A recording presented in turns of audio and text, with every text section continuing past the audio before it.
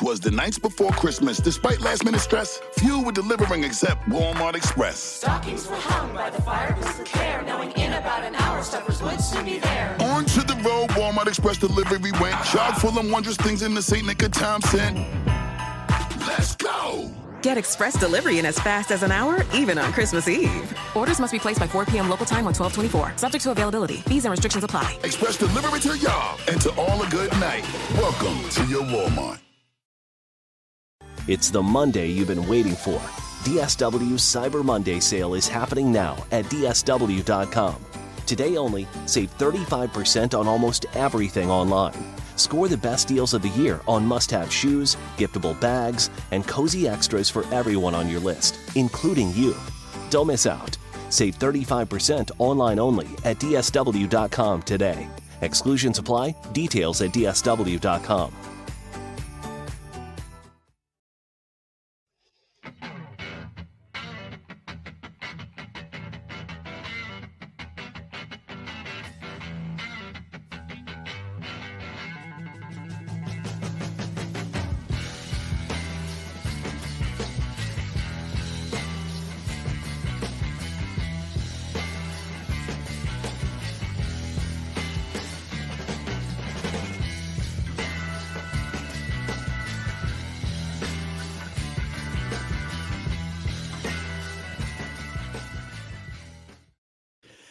Hello, everybody. Happy Monday.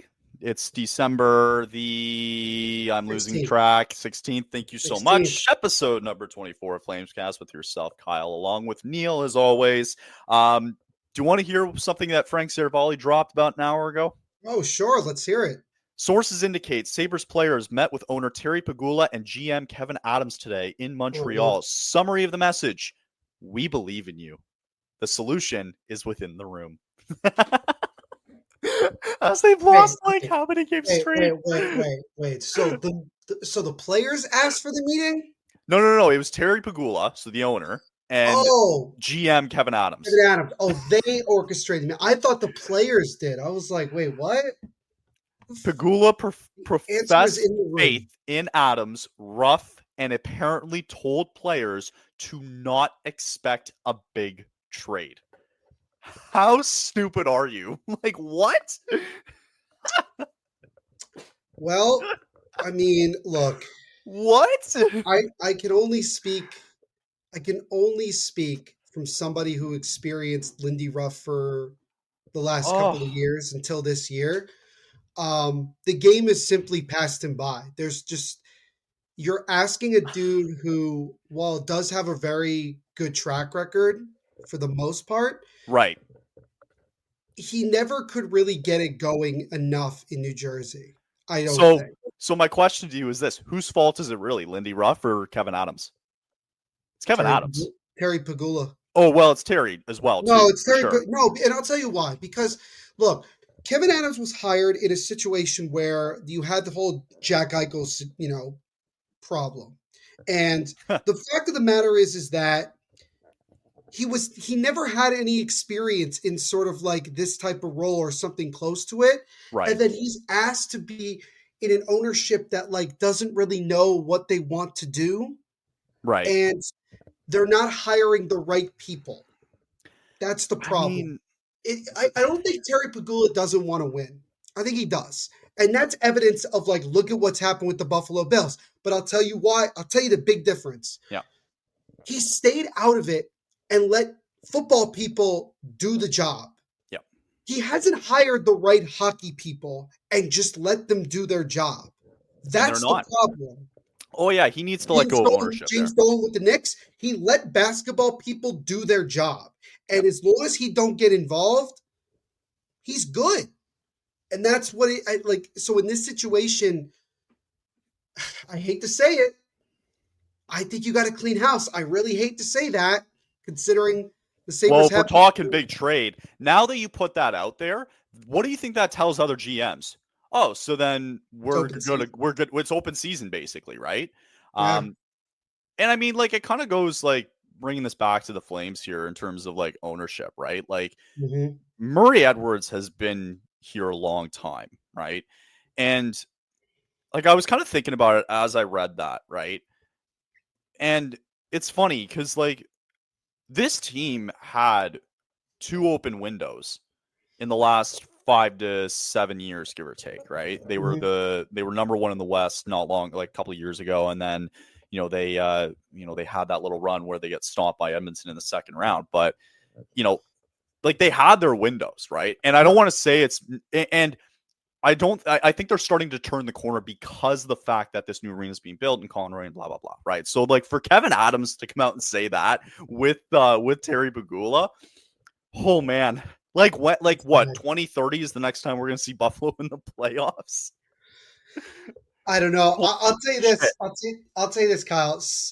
Lindy Ruff got like roasted today by another team. Right.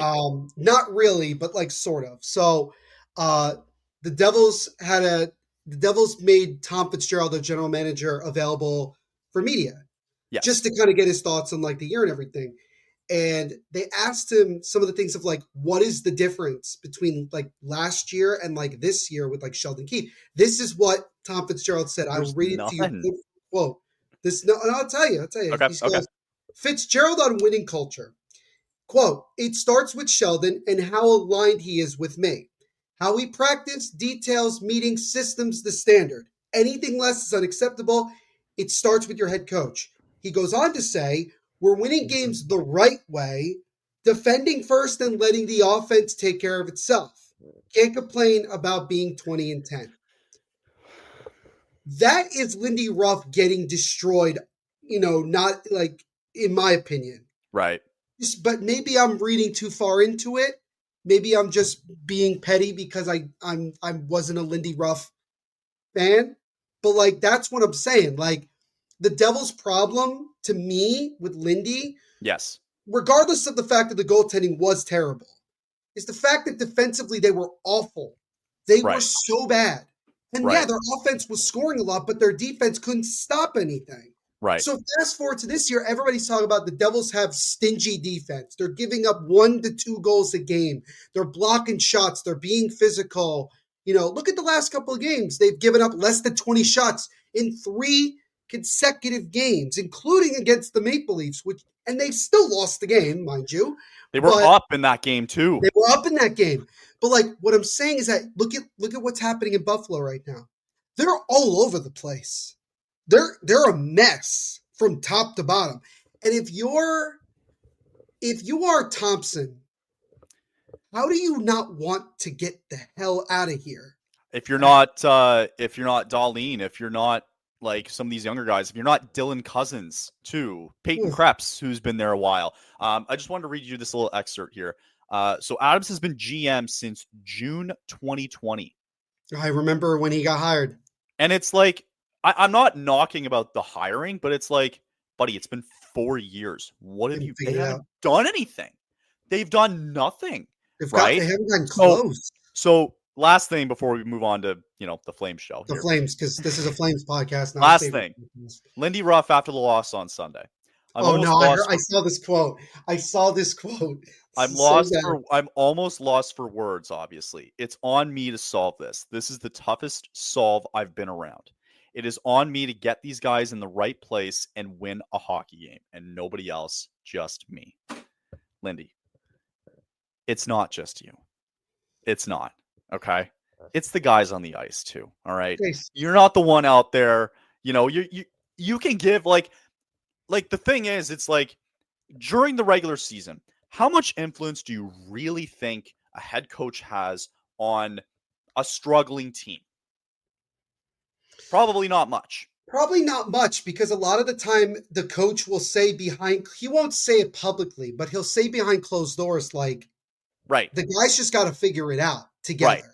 But also, like, it seems like there's just the life is like, I think this was a terrible signing in the first place by Adams, right? We all knew this was coming. This isn't rocket science, because Ruff, to a lot of people, and we're going to find like later on down the years too, with other coaches being hired, like, maybe the Laviolettes of the world and blah, blah, blah. Like, you're soon going to find out that regime is gone, right? Yeah. His time, he should not be coaching in the NHL. We know this because his time is done, right? There's just a certain time where and at some point, like if you're Lindy Ruff, like I get it, but it's like you're technically hurting the team more for you You are. being there. You're not giving these guys a chance, Right. and the record shows you're 0-7-3 in their last 10. Yeah. So anyway, that's that game, whatever that game was against the Leafs. Oh, Fred. Holy crap. Well, that's Buffalo land. We got a different land out here in Calgary, as Neil astutely pointed out to me before we jumped on that we had to talk about the Tampa Bay Lightning game before we talked about the Florida Panthers on Let's Saturday. give this about 1 minute of our time. Let's give it a very quick recap. This happened 6 days ago, 5 days ago, whatever. And okay. We sucked. Well, we sucked that game. Well, no, here's the thing though. Yeah, like they were in it all the way until the third period. Until the third, yeah. Right. It was 4-3. It was still, and Backlund said it after the game. He's like, we were in this. After the game, obviously, they lose 8-3. Weegar comes out and goes, look, like, this was not us tonight. And Huska mentioned it after the game. He's like, whatever team was out there in that third period, I have no clue who that team was, right? So that's why you kind of just alluded to him. And he was just kind of like, look, like, there's no point in getting frustrated over this, right? Like, it's one period where you lost your identity. You lost everything about this team, right? And frankly, they kind of let Vladar hang out to dry. I don't even know why he was still in it for the entire game. Yeah, that was ridiculous. No, he shouldn't have been in the whole game. I felt like after the 6th goal, when it got to 6-3, I was like, all right, take him out. Like, just... Like, because it's not to me, it's not a learning experience for a young netminder to just be in there until like the game ends. Because what do they accomplish? And like, it sucks because in a lot of eyes, like all of a sudden, like he has 8 goals on him now in one game, and all of a sudden his save percentage drops, his goals against average drops. Yeah, so it sucks for like trade value purposes, but also like if you're a GM out there, it's like, okay, you got to take away this one game here and then do your calculations on him, right? Like that's you're going to get a better sample size of him, right? Sure. Because the guys in front of him on Thursday night just failed him, right? Weegar, Ball, Anderson, list goes on, right? So, it is what it is, right? But Huska tells the guys afterwards, Weegar mentioned it too post-game. It's like, we got to give our best goddamn effort on Saturday with Cup champs coming to town. And they did it again. And that's exactly what they did. So it's like a complete 180 of what this team was. They went from having the worst period of their season on Thursday to having the most. This is right up there with the Devils game back in early November. It's deja vu all over again. It's complete deja vu. Again, right? you were saying it right for the Devils game. Need to have their best effort. And then after the Utah loss, sorry. Right, after the Utah loss. And then after this game against Tampa, they're talking about we need to have our best effort. And they do it again. Why don't they just say that after every game? I don't know. Because it works every time. But this is the tale of the team this season all of a sudden. This team is just like, and the thing to learn about on Thursday and Saturday is this. Like, again, there was no panic after the game on Thursday. There was no we were still in the game. We just had our worst period of the year, period, right? And simply gave up in front of him, right? And all of a sudden, it just washed away. They said, whatever, we're going to move on, right? And we're going to look ahead to Saturday. And Saturday was the most complete game alongside the game they had against the Devils this season up to this point. Wolf was sensational. Couple of quick points that I had for this game. Again, whatever Thursday was, Saturday was the exact opposite. Dustin Wolf was exceptional in net. He turned away all 32 shots he faced. He quoted afterwards Blake Coleman quoted afterwards. We just beat the Cup champs. So it shows we've got some fight in this group and some punch in us. And we've said it all year. If we play this year, we can beat. If we can play the way that we did on Saturday against for the rest of the year, we can beat anybody, and we feel very confident in that. Blake Coleman. There you go. So, I have a couple of notes afterwards, but I wanted to get into the stats real quick because there's not a lot to show in terms of, you got all 3 goals right here, right? Panthers outshot the Flames on Saturday, and even the faceoff percentage too was horrific again. But that's not the thing that really stands out to me here, Neil. The one thing that did was the Panthers gave away they had 21 giveaways Yeah, on Saturday. One of those giveaways was right at the very beginning where Nazem Kadri makes another highlight reel goal after what acrobatic crap he did on Thursday. Right. Which we forgot about. 21 giveaways might not win you a hockey game. No, At the end it of the won't. Anything above that, like, you're pushing it because You're asking for it. what I saw from the Flames more than anything was whenever the Panthers made a mistake, the Flames pounced on it in one way or another, whether it was like a Nazem Kadri goal or just creating an opportunity in the offensive zone. Mhm. It seemed like to me the Panthers were just playing lazy hockey that game. I'm not trying to discredit the Flames' effort because it was tremendous. I'm just saying that it looked like the Panthers either weren't taking the game seriously or just from the opening puck drop, they just straight up didn't have it. Like the Flames wanted to come in and again make a statement, and they did. They did exactly that. And look, regardless of how you feel about the Florida Panthers this year, they are the defending champs. And when you get an opportunity to beat the defending champs and shut them out, that catches people's attention for sure. And I thought it did. Also, too, they were just shut out the other night against Vancouver, by the way. Right. So in the last 2 games, the Panthers have been down 7-0. Right? Going into a rematch tonight of last year's Cup final as they head to Edmonton tonight.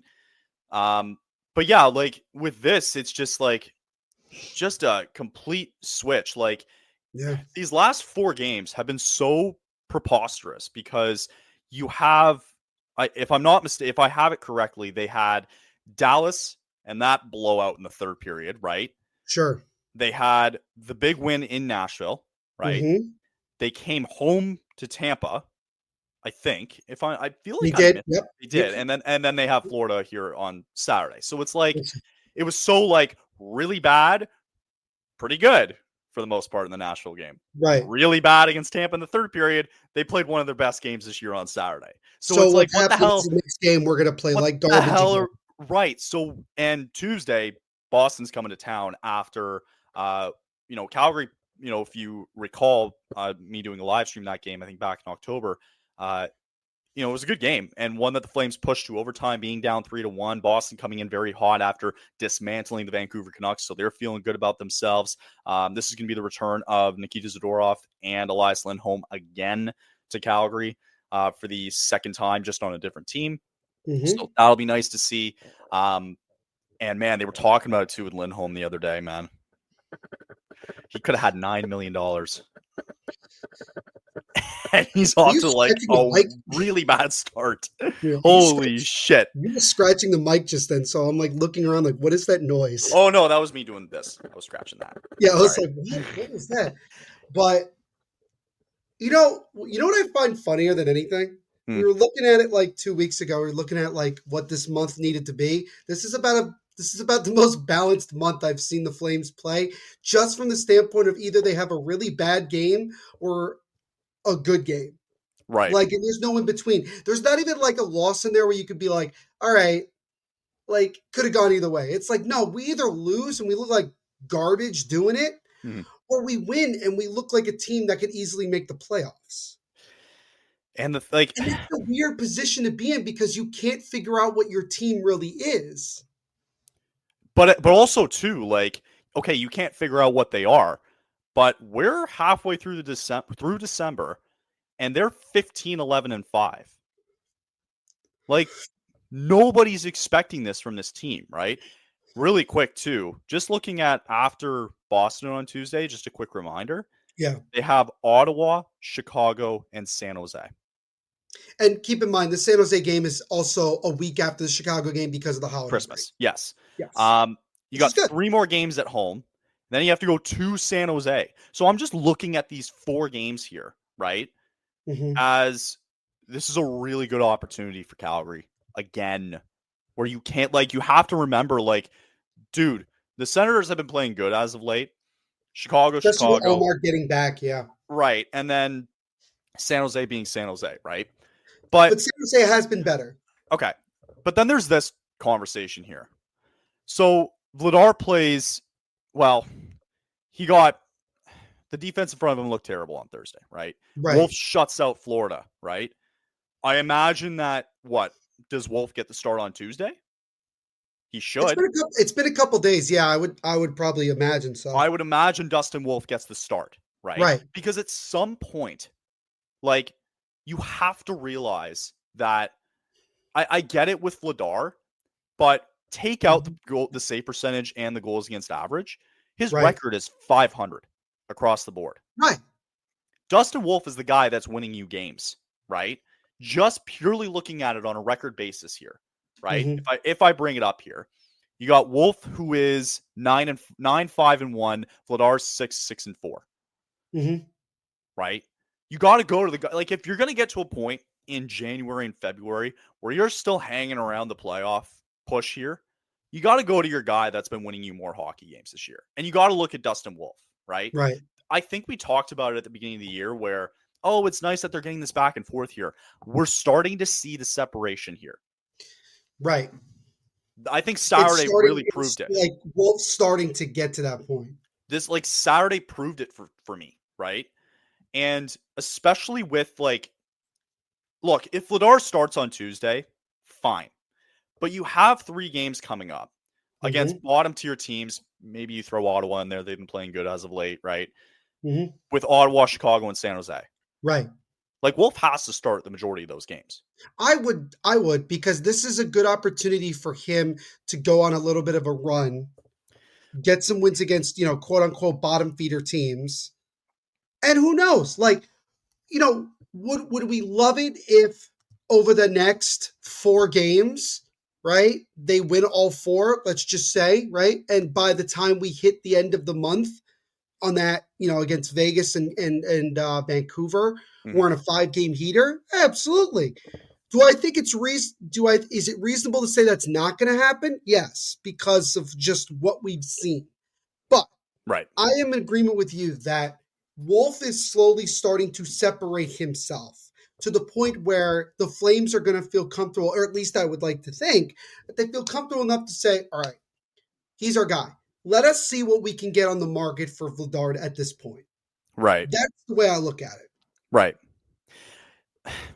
That's the biggest key word, I think, here, is that the separation is real, right? Right. Because Vladar was out with an injury. They had to bring up Devin Cooley, right? Who has been the best goalie in the AHL, actually, too, right? On a really good Wranglers team, right? Which is something that isn't really talked about. I feel very vindicated about Devin Cooley. Yeah, that's okay. But still, like, you're starting to see, like, at some point, I want to see Wolf take over. Right. I think a lot of fans are starting to see it too. Like, the guy's 9-5-1, and he's now got his second shutout of the year. Mm-hmm. So I think at some point, like, you have to give him the confidence now and go, you know what? Like, I think it's no longer a 1A, 1B type situation. Like, it's a 1, right? And I'd like to believe that, and the only reason that I think Vladar would get moved is like, he goes to a playoff contender, right? That needs a backup goaltender. And we can look at that closer too, and like, who needs a goalie and all that fun stuff. But like, at some point, this team has to establish themselves that, this is the direction we're going in, right? If they don't find that there's any value in him at the deadline, fine. But purely, he is a backup goaltender. That's who he is, right? And we've had enough of a sample size these past couple of years to know that he is a backup goaltender. He is he belongs in the NHL. I agree. It's not to say he doesn't, right? But the guy belongs in the NHL. He's just not a 1. He's a 2. He's not a 1, no. And that's okay. Like, there's nothing wrong with that, right? But, I'd like to see, like, I just want to see at some point Wolf start to take that mantle. And does Huska and co entrust that in Wolf? Do they give him that confidence? For sure. And I think that that's really where we're at. It's more of just, we get to that point where does Huska and co feel comfortable, telling Wolf, all right, this is your crease. You have earned it. And I think that Wolf is really starting to take control of that. And I think Vladar knows that. I don't think look, anybody wants to play as much as possible. But I think Vladar also understands the reality of things, that like he knows he's probably a backup goaltender. And I think that Vladar wants the opportunity, obviously, to play more. But again, I think at some point you can't just keep going, back and forth, back and forth. You got to decide. It's like having two quarterbacks, right? Eventually, you're going to have to pick one. You're going to have to pick a guy and go. Who's the guy? Who's the guy going forward? Who's right? the guy that like the organization hangs their hat on? Right. That's what it really is. Right. And so I think for Wolf, it's going to be about that. So I mean, he keeps playing the way he played on Saturday against Florida. He's just going to keep separating himself more and more, and it's going to be that much. To me, it'll be that much easier to just make that call. And it should. It should be an easy decision, right? And you want to, if you want to purely base it off too going forward, like on a injury status, right? If whether a guy's healthy or not, then that's fine, right? And a lot of the times we don't know like what's going on behind the scenes. Like Vladar starts on Tuesday, everybody gets outraged, but maybe Wolf just like, you know what? I kind of pulled something here, man. Like I just need the night here, right? And they're like, okay, fine. Like we want you 100% healthy, right? As long as they have that open, honest kind of relationship going forward, right? Which I think they do. There's nothing that tells me that they're not. Right. But, again, we only know so much. We only know the surface of things. So, just again, it gets at me again where after Thursday, everyone's like, oh, back on Team Tank again. Right. It's like, man, like, do you guys not get it? Right. How many times, Neil, do I have to explain to people that we can't tank this year? I've had to do it numerous times. You're probably going to have to say it like multiple more times moving forward, because until the Flames make it obvious what they're doing and what direction they want to go in, they're not tanking though. Right. They're obviously. Not. Yeah, they're beyond the point, in my opinion, of the season where that's where you look at it's time it's too late. But so you might as well, right? You might as well have the attitude of, let's just see what happens. This is a good, but like, would you rather this? You're getting more like, before the season began, we'll bring Buffalo back into this conversation. Right. Where they were 31st in the power rankings. Right? Like, that's where people predicted they were going to be. And they've been in and out and right there on a playoff spot. Like, wouldn't you want that? That's the development we want to see, right? Yeah. And then you get into the whole draft picks conversation again, which I'm not going to get into right now. Yeah. But I'd want to screw Team Tank. It's ridiculous that like people want to think it's like, I understand on any normal year, I got it. Right. But this isn't a normal year for this team in terms of draft picks, right? It's not. No. It's, if anything, this is the best thing to have, right? Because you can lose it this year, whatever, and you can keep next year. Because if for some reason it goes off the rails, you have your pick to hang your hat on, right? And you're still in the plan of this long-term plan that we're on, this long-term journey that we're on. Without question. Anyway, great win though on Saturday, just to kind of wrap that up. Really great response. Now you're into the last 3 games of your homestand here before the Christmas break. And, you want to get into the holidays just on a good note. And they've kind of already done that. It'd just be nice to see here in these next 3 games at home with Boston, Ottawa, and Chicago coming up. Right. I think 2 is not crazy. No. 2 wins would be great. Watch us like beat the Bruins, but like lose to Chicago or something. Oh, it'll be something stupid like that. We know it, right? Like we were talking about, remember we were talking about like, oh, like, we probably won't win the Ottawa game. And I think we were right about that. I think they ended up losing the Ottawa game. They lost. They lost that one. And we were like, see, that's exactly what we're talking about. Like you would think that it's a winnable game, but it's not. Like people look at the schedule based on your own team and you'll think, oh, well, this is a winnable game. This is a winnable game. And it's like, on paper, sure. But like in the game itself, you don't know what could happen. Right. You don't know. I did not have on my bingo card, Flames in the middle of December are going to shut out the Florida Panthers. No, didn't have. Not at all. And even like, I'll pull it up real quick because I seemingly do this like every other show now with the standings, right? But it's important because of where they are, right? We'll look at it real quick and then we'll do a quick commercial break. But just purely looking at it, I'm waiting for someone. I don't know who it is yet, and it might be us. And it might be us. I don't know, right? But I'm waiting for the fall, right? So right now tied with Vancouver 2 games in hand. Vancouver plays Colorado next. I don't know if it's tonight. I think it's tomorrow night, but they play each other next coming up. Utah being there, we're still, they're 2 points back or whatever. They're still kind of hanging around. I don't expect Utah to really still maybe be in the conversation down the road. We'll see how it goes. I don't know. But again, like, I'm still looking at this and I'm still looking at LA, right? LA seems like the logical choice of a fall off. And I get it, because they're 8-2. They've been 8-2 in their last 10 games. Yeah. Right. They just had a 6-game winning streak prior to Saturday's loss to the Devils. Right. And they dominated the Rangers. I mean, granted, the Rangers have been awful, but they dominated the Rangers. They beat the living crap out of them. They beat the crap out of them. Their ass. Right. And the Rangers are just what hasn't happened yet is the Kings have played one game against Calgary, right? They haven't played a lot of divisional games. No. Nobody's really played a lot of divisional games, right? For Calgary, it's been one game against Utah. You played twice against Edmonton and Vancouver. And then you had the Golden Knights and the Kings once, right? So a lot of these meaningful divisional games haven't necessarily come into fruition yet. Right. So to be only 4 points back of LA, that's my benchmark. That's when I don't care about the rest of the teams. That's the one I'm looking at, because I'm waiting for the fall off, right? Yeah. And even Colorado, like, I don't know. What do you think about the goalies they acquired in Blackwood and Wedgwood?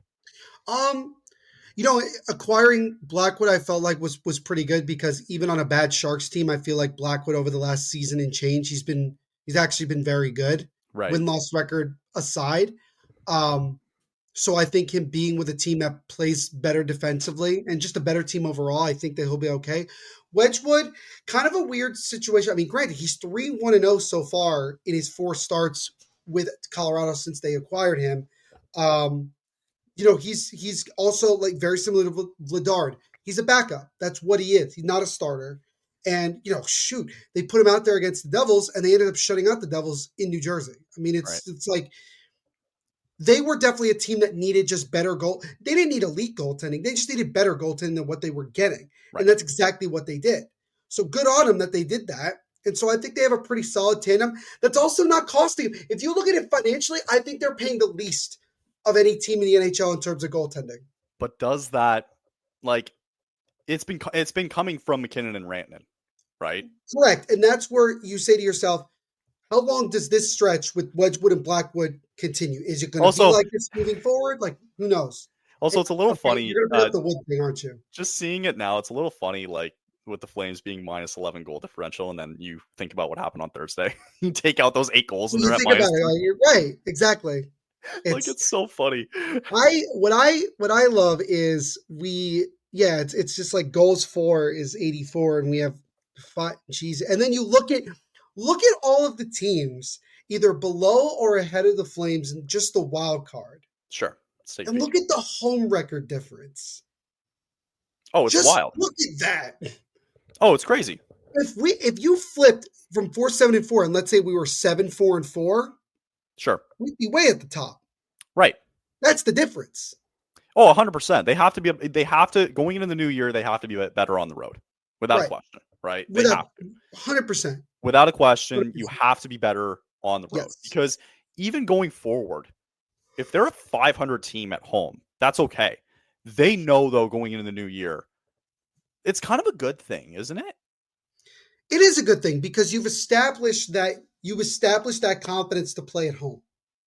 Now It's about going into the new year and saying, our New Year's resolution, if you want to throw it out there, is like, we have to be a better road team. We have to bring the same fight that we bring at home to these road games. We do that, we're good.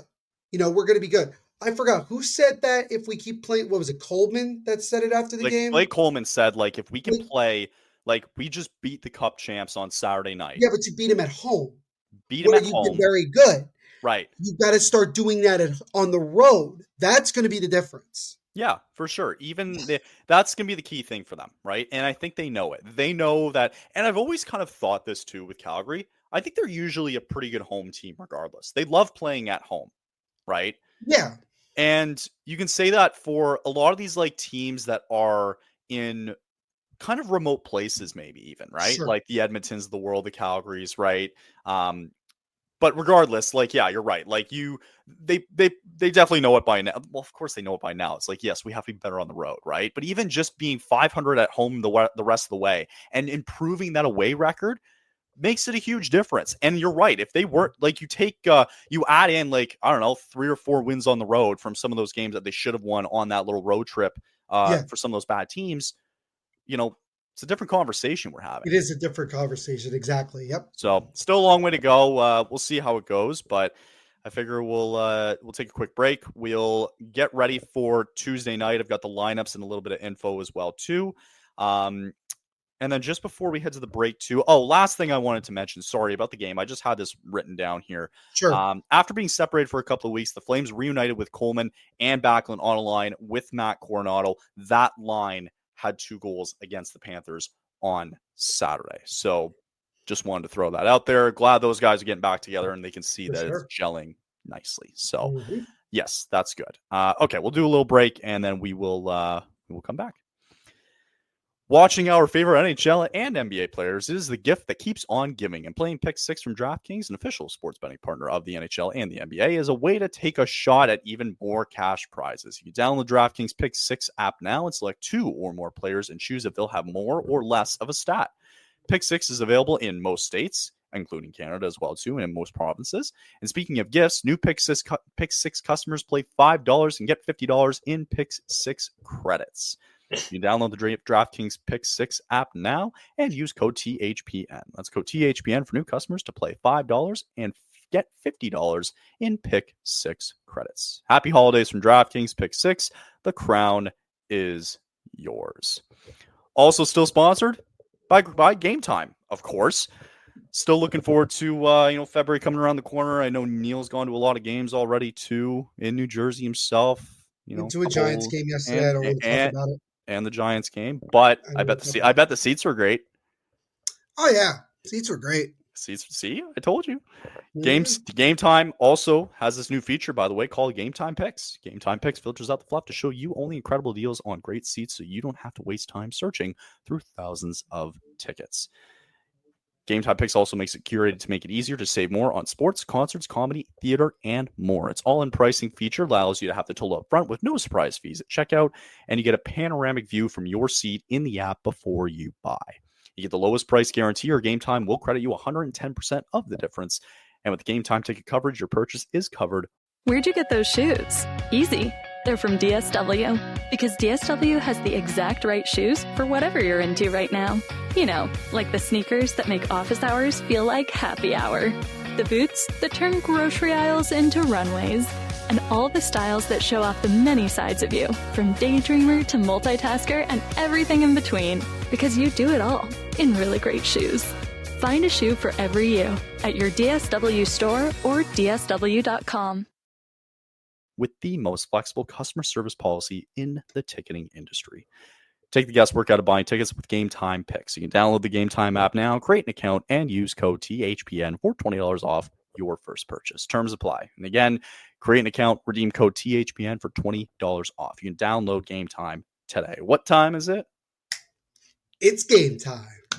Love it. Love it. All right. So let's quickly get into Tuesday night. We mentioned some of the games coming up as well, but let's get to the first one here. The Bruins coming back into town on Tuesday. The Flames played them earlier on in the year, ended up losing in overtime to the Boston Bruins 4-3 after being down 3-1, storming back in the third period a little bit, and now they will reunite again this Tuesday. So Pat Steinberg comes out with a little bit of lineup news. With also an update that I have for you as well that's actually not mentioned on here. So Steinberg saying that Kuzmenko and Vladar are back. Kuzmenko left the ice early Monday. He did not play on Saturday, for those of you who don't remember. He was dealing with a lower body injury. He left practice early again today. still dealing with a lower body injury. It is up in the air whether or not he's going to play Tuesday night against Boston. Right. But here are the lineups. They brought back Coleman, Coronado, and Mikael Backlund as well. Kept the Huberdeau and Kadri Pospisil line together. The one line that I'm starting to love now is Sharangovich, Zari, and Peltier, and people are starting to love it.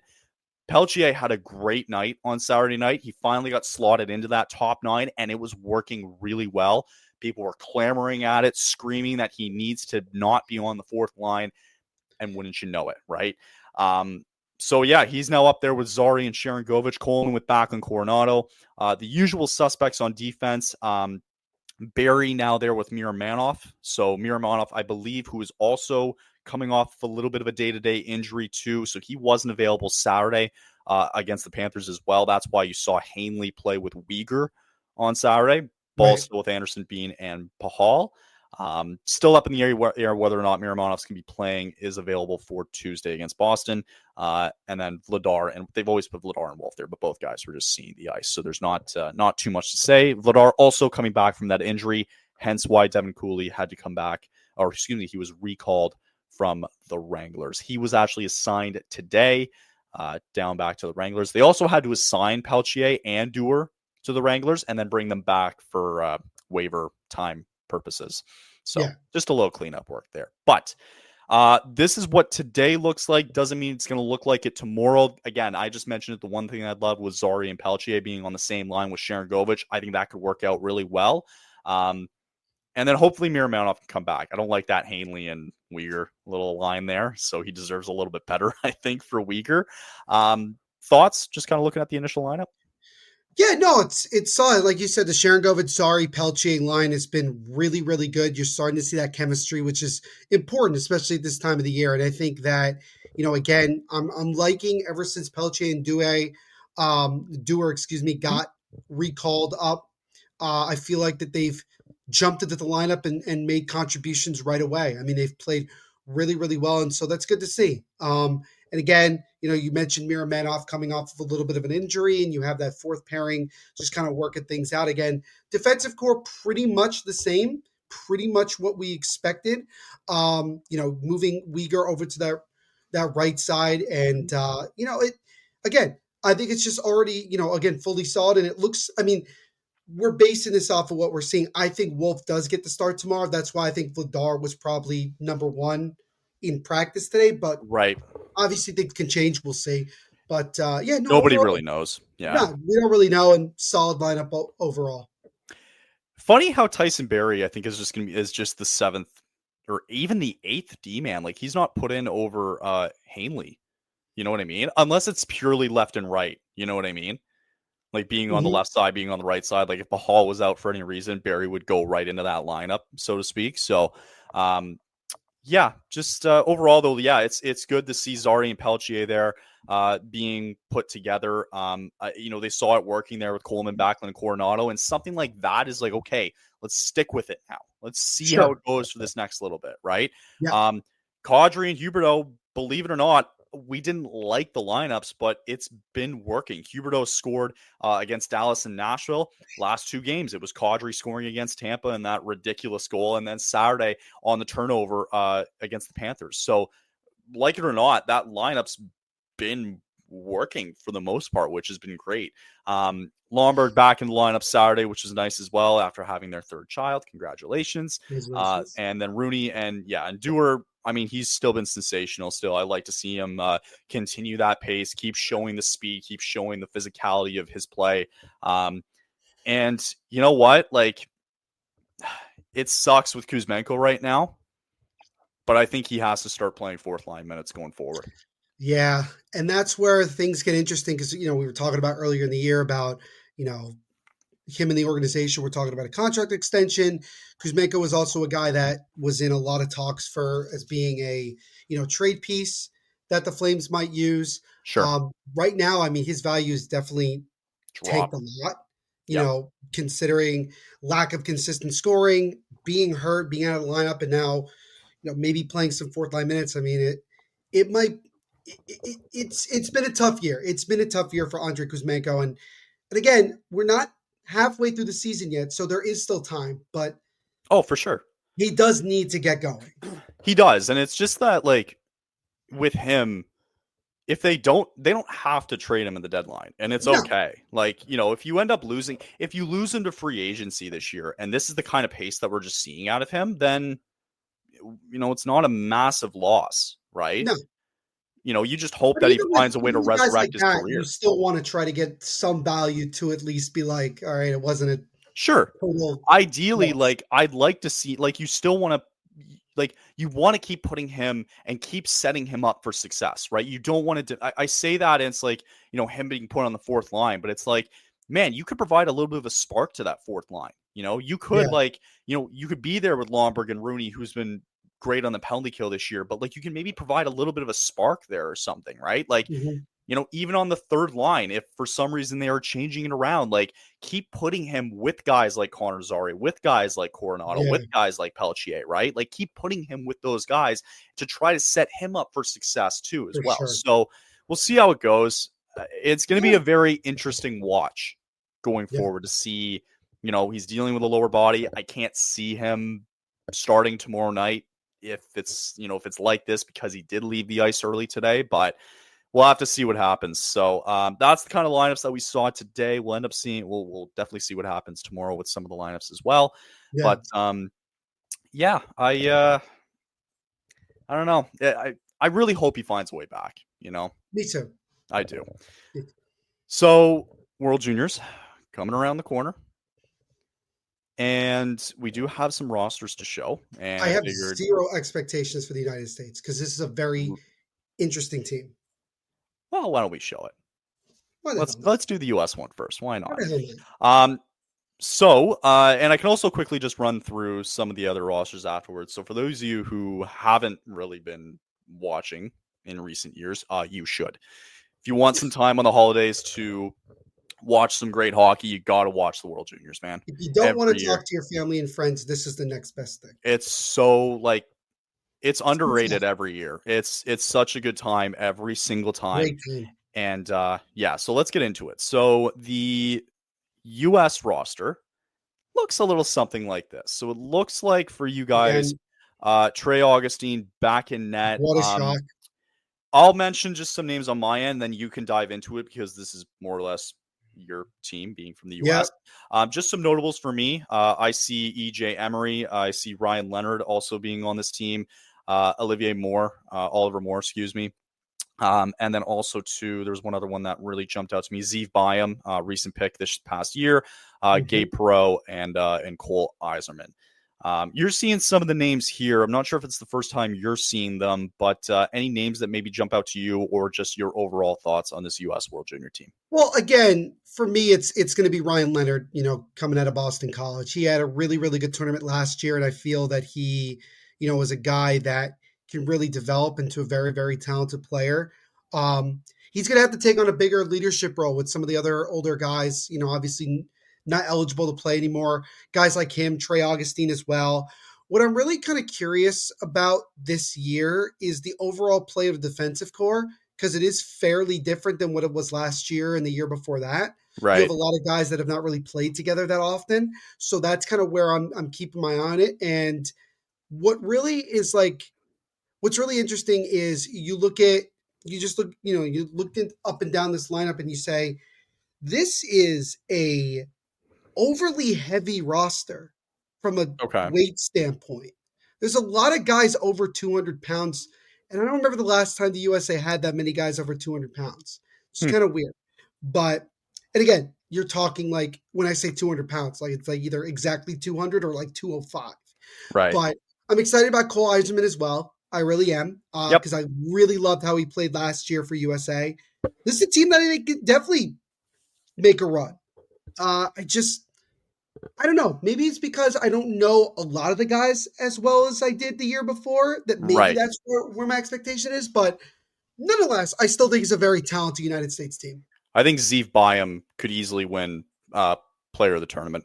He sure can. I think he can win that USA for sure. has a long list of defensemen being the anchors. And Cole Hudson as well, obviously. Cole Hudson too. That was another one I was going to mention. But yeah, like I think this might even be a tournament too, where it's like for me, like just as maybe a third party to this, like you see a couple of names that, okay, like the Byams, the Isermans of the world here. You might see some guys that can really start to make a name for themselves a little bit, and this is the tournament to do it in, right? Right. Overall, though, it's a solid team. Ryan Leonard being there too. I imagine, like, do you believe Trey Augustine gets the nod? I think it's almost a guarantee that Trey Augustine's going to get the nod. Okay. He's had a really, really good look at Michigan State. They're number one team in the country this year. They've been playing phenomenal. Right. And Trey Augustine's a big reason for that. So I would expect Trey Augustine to probably be the guy between the pipes for the majority of Team USA's play in the World Juniors this year. Yeah, because this will be his third World Juniors, I think, right? Yeah. Because the first time he played, he was like the third guy, didn't play at all. Right. Last year he played, I think, one. I forgot how many games he played last year. I could be getting it wrong. But like this is a big year for him for sure. It is, yeah. But yeah, I mean, it's always a good squad. New Year's Day is going to be, December 31st this year, will be Canada against the US. It's always a good time. The only other time they would meet, because if the group stage goes the way that we think it's going to go, they probably wouldn't see each other again until the gold medal game. Right. If that were to take place, right? Right. And we'll look at the groups afterwards, but real quick here, I'll bring up the Team Canada roster here. A lot of question marks going in, because we mentioned before we jumped on when this was released, Beckett Seneca, Zane Parekh, Riley Hyde, a couple of known guys, Flames prospect Zane Parekh, not on the roster. To me, defensively, made no sense. The coaches talked about it afterwards, where they said, like in the tune-up game where they're playing a bunch of university kids, they were like, oh, you know what? He just doesn't really, he wasn't really fitting our system here. He wasn't showing his physicality. And I go, bro, like, you're really like, guy, I get it. Like, you don't have a lot of time. But it's like, they didn't even get the initial invite onto the team. And I'm like, what? Yeah. Sinek didn't even get an original invite. Yeah. He didn't get an original invite. Parekh didn't get an original invite. Ridiculous, right? So then why were they there? Is the question, right? So stupid. Like, so Sinek a lot of people, I thought, was better than practically everybody. Yeah, I want to see. They were considered snubs, obviously. So I wanted to. Yes. I feel like there was one or two names I'm still forgetting that were snubs from the world junior roster here. So, but yeah, like those were some of the marquee names. Let me just bring it up real quick here, and then I'll show you like the other rosters here. Andrew Cristall was another one that was left off. Cristall was not even invited for the second straight tournament, despite leading the entire CHL in points per game this season with 51 points in 22 games.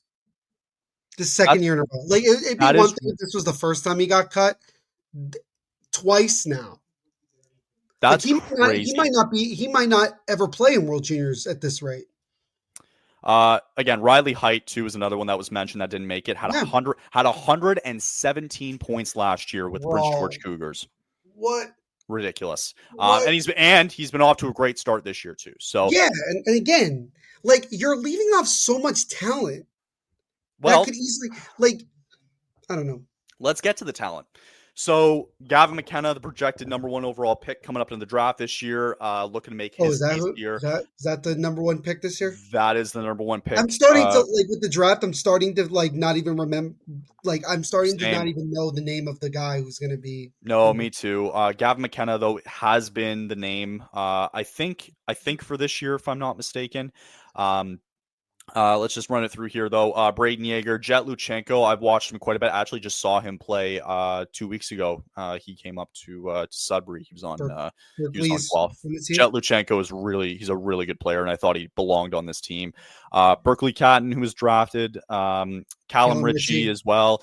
Some of these guys don't even know, like Tanner Ho. Like I don't know like 3/4 of this team. Cole Bodin, Easton Cowan, though, being a part of this team is huge. Sam Dickinson. They had this guy, Andrew Gibson, over Zane Parekh. Sure.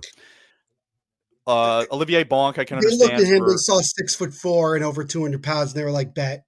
Exactly. The other guy too that was actually a snub was Kari Yadamchuk from Ottawa. That one made me scratch my head.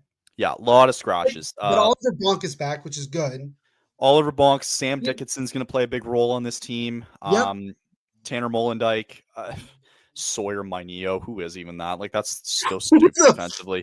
What the hell is that? Matthew Schaefer has been getting a lot of eyebrow raises. This is a kid that I think is going to be another top pick in this year's draft. Yeah. He played really well. I think he's a top 5 pick this year. I think so.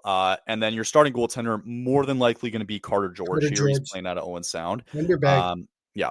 So anyway, this is your kind of, and then also just quickly on the staff, Brent Seabrook on the staff as well, Dave Cameron, who is going to be coaching this team. Anything stand out for you outside of the snubs that we mentioned? Like, Oliver Bonk, I really like. Last year I had a chance to cover Team Canada for the Hockey Writers. Really, really liked Oliver Bonk's game. I think he's a kid that's growing really quickly. Sam Dickinson, I love that pick for San Jose. Like, for them to come out of the first round with Macklin Celebrini and then Sam Dickinson, they won the draft just by doing that. Yep. And they didn't have to do anything. Like, they didn't have to move up or anything. They just simply got Sam Dickinson right there because several teams chose different guys over him. And then it's just like what stands out about this roster is the guys that didn't make it. For sure. That's my problem. The problem is that I feel like Team Canada wants to play a certain way that I get, but at the same time, don't forget, this is Dave Cameron being a head coach for this team. I know. But so still, whatever, man. Still, it's, I don't know. There's some, the Sinek decision I don't like. I think, and then you're leaving off the top scorer in the CHL. Yeah. Like, I'm missing something. I'm very curious to keep my eye on Gavin McKenna because I want to see like the hype. I want to see him play.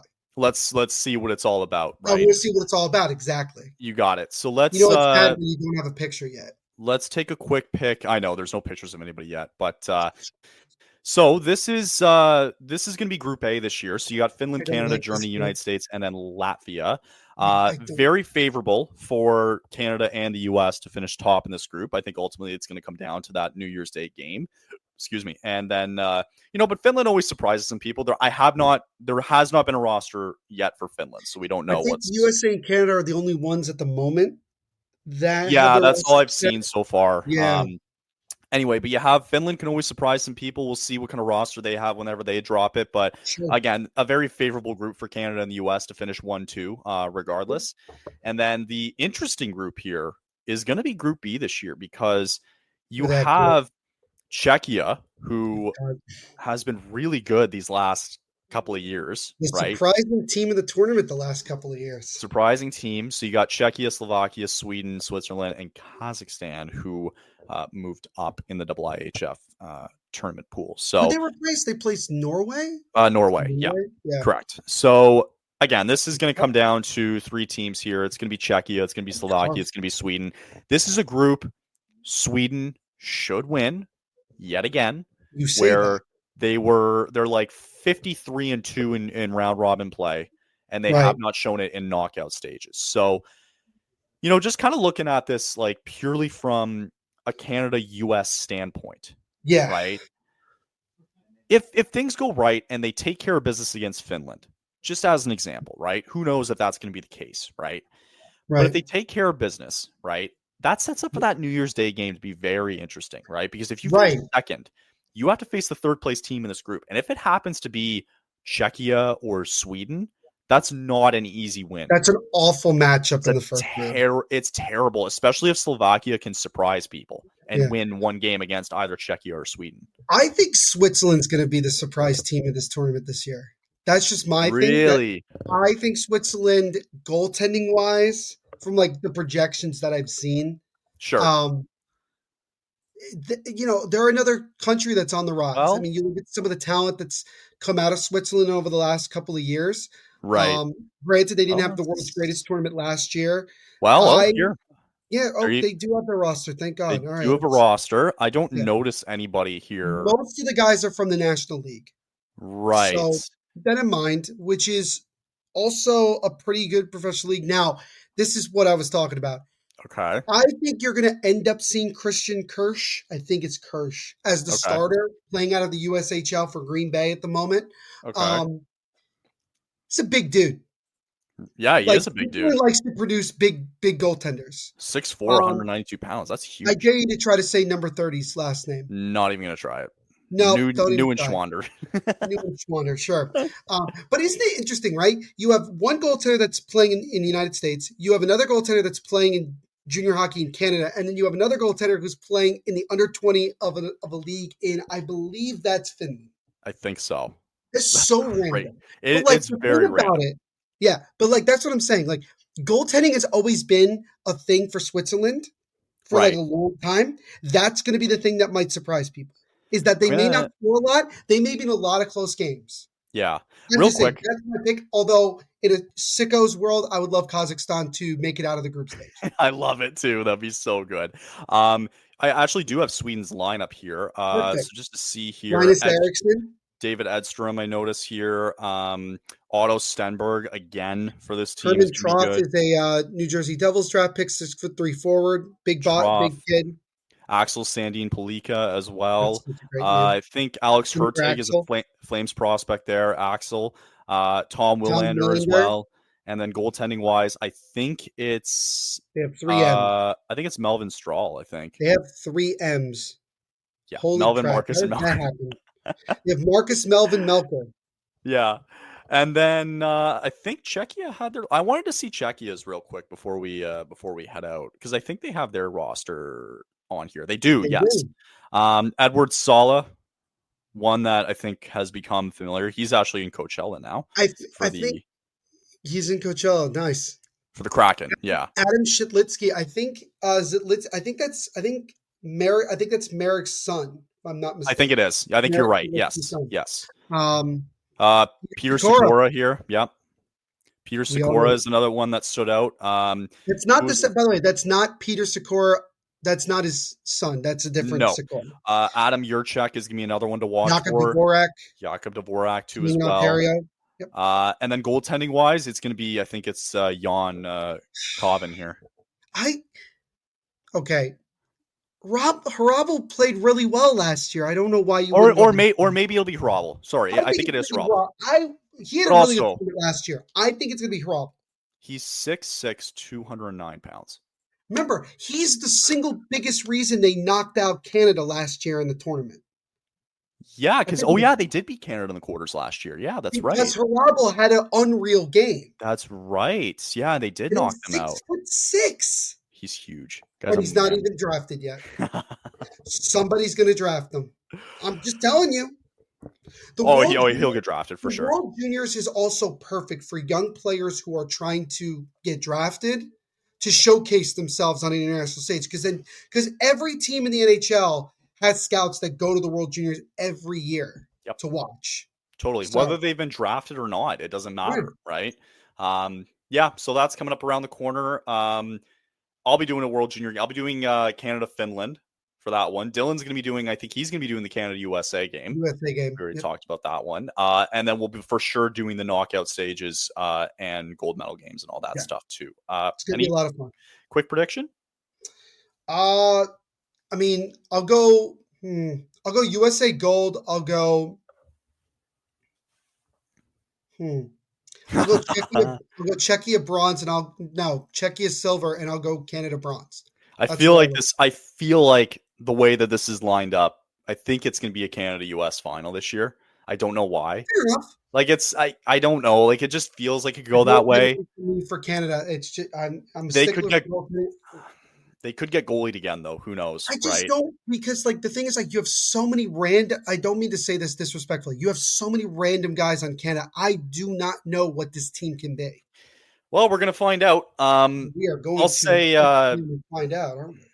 I like the U.S. roster more than I do the Canadian roster. I think the U.S. find a way to win gold here in Ottawa, where it's being played this year. I think Canada is runners up, and then I agree. Actually, I think Czechia is going to get bronze. I like Czechia a lot. So do they use the international ice if it's playing in Canada or no?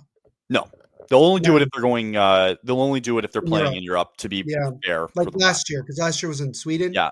Last year it was in Sweden, so they're going to play where the Sens play, and then they're also going to play where the Ottawa 67s play.